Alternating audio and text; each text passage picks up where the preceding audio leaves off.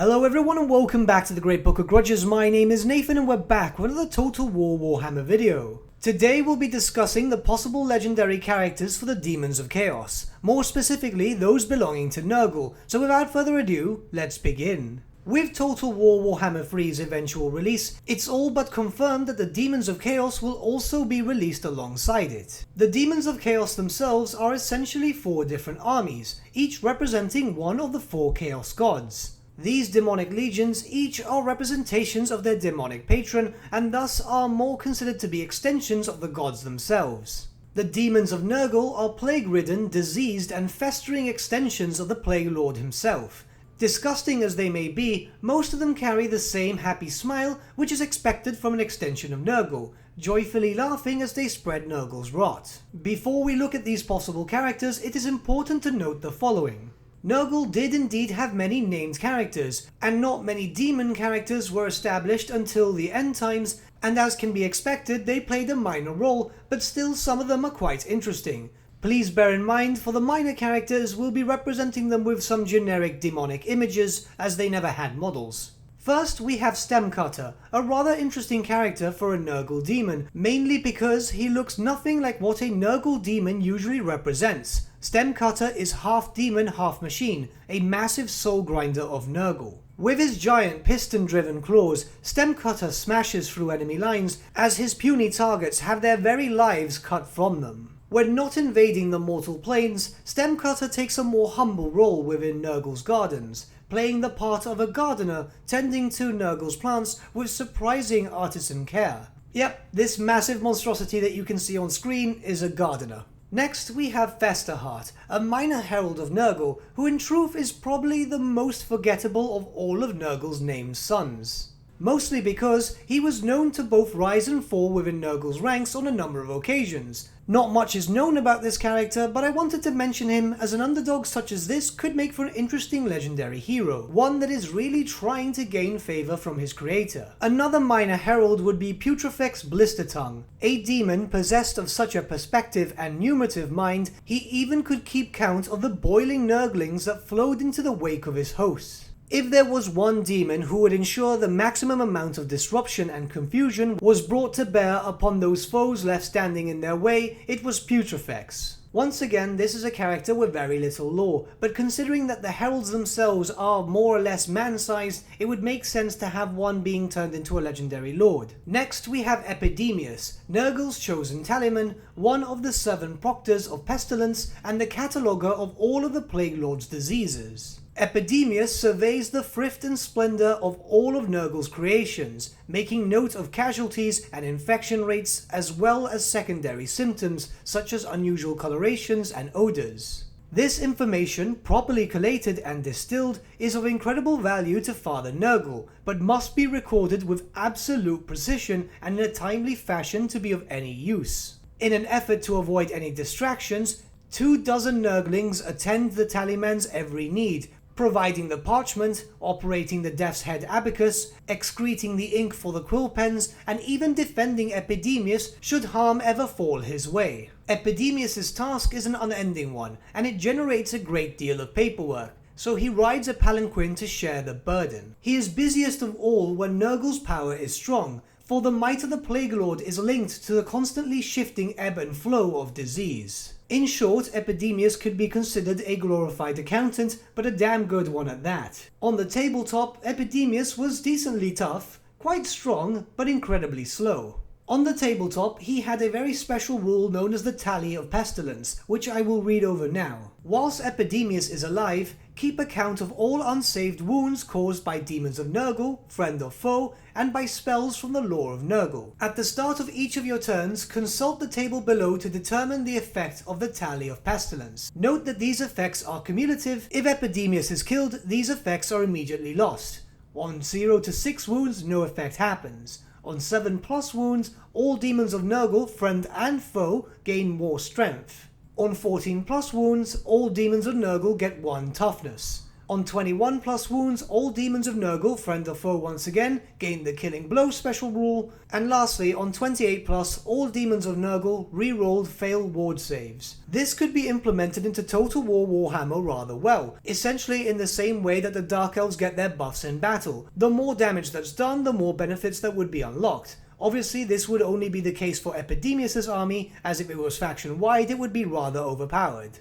And lastly, we have Korgoth Plaguefather, the Fetid Brewmaster, Plague Weaver, and Rotting Poxmaker, one of Nurgle's most favoured chosen. While other Great Unclean Ones already work to spread the plagues already in existence, Korgoth is fascinated by the breeding of new and virulent life, even going as far as aiming to one day breed a contagion that can infect the gods themselves. Nurgle himself seems to be very proud of Korgoth, for no other demon in his name seems to be as invested as the Fetid Brewmaster in the creation of new plagues. He is also considered to be the most active of Nurgle's demonic children. He is the most willing to enter the physical realm, as he is fully enough aware that many possible plague reagents exist there. And obviously the Warhammer world has many possible specimens that he may experiment on. Indeed, the Rotting Poxmaker keeps a variety of specimens, mortal and demon, caged in a dank chamber among the sagging rafters of Nurgle's decaying mansion, so that he always has a suitable supply of ingredients to hand.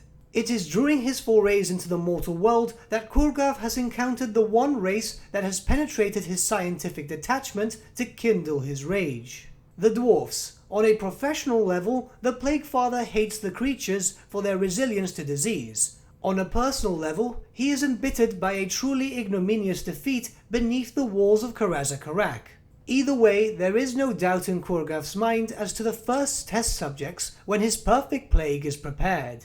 On the tabletop, this character was fairly decent.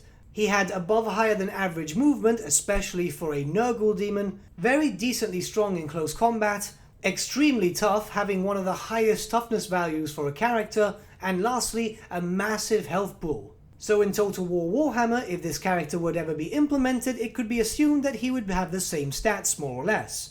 He was also a minor spellcaster in the lore of Nurgle, so in the case of balance, it could be assumed that he'd have access to a few spells in the lore of Nurgle, maybe in the form of bound spells, but not the whole thing. In regards to special rules, he had two, the first being Nurgling Infestation. Now, how this worked in the tabletop would be that any Nurglings that were near Korgoth, within 6 inches to be in fact, could regain a lost wound. However, as Nurglings are represented as a swarm on the tabletop, and swarm units have been represented in Total War Warhammer as a spell in some sorts, it could be done in such a way that Korgoth could be able to summon in Nurglings as a swarm in the form of a bound spell. I'm hoping that we'll see Nurglings as a unit, but we have to go with the current trends, so it's very unlikely. It would be a shame though, because they are quite iconic, even if they were just a joke unit. And lastly, we have the Necrotic Missiles. This was a magic weapon, which shot in the same way as a stone thrower. It had a decent range, very decent attack, ignored armor saves, and was slow to fire. This could easily be implemented in either the form of a magic missile, or to make things a bit less accurate, as it was very decently powerful, they could make this in the form of how the fireballs shoot as a bound spell or just standard spell. In terms of possible mechanics, it would be awesome if we could see this character's campaign revolving around the creation of a plague instead of just focusing on anything else. Maybe there could be special missions where we'd have to attack different armies of varying races in an effort to secure more test subjects. There could also be some quests that would make you travel across the world in an effort to secure some reagents. Maybe this could work in a similar way to how Grom the Paunch creates his foods to buff up his units. You could have special plagues attached to certain units of yours, or you could just do some damage directly to a faction. Unfortunately, there weren't many named Demons of Nurgles established during the lifespan of Warhammer Fantasy Battle. However, as Warhammer Fantasy Battle was shelved,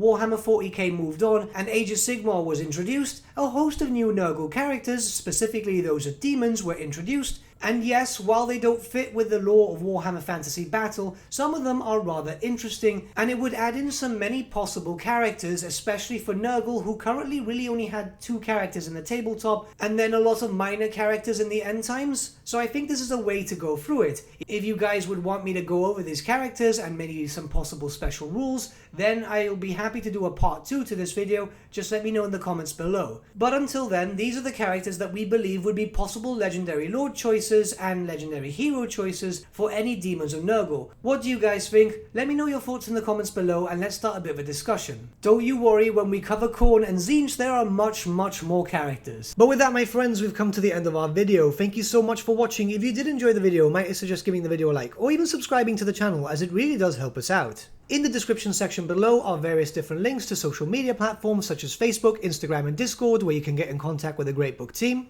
Also in the description section below is an affiliate link with Element Games, where you could buy loads of hobby-based products, not just Warhammer, for 10 to 25% off. Making a purchase using our special link and also using our special code, both of which are in the description below, supports the channel at no extra cost to you, which we think is rather cool. A big thank you to our patrons. Your support means the world to us. Honestly, it's amazing that people want to help a small channel like us grow and get to a higher level of content. A special thank you to our patrons Gibraltar LUSC and Ryan Bertsche for subscribing to us at our Fane level. Honestly, you guys are super cool. And a big thank you to our patron Edward Huell for subscribing to us at our King level. Mate, you're super awesome. But with that, my friends, thank you so much for watching once again, and we shall see you all again very soon. Have a good day.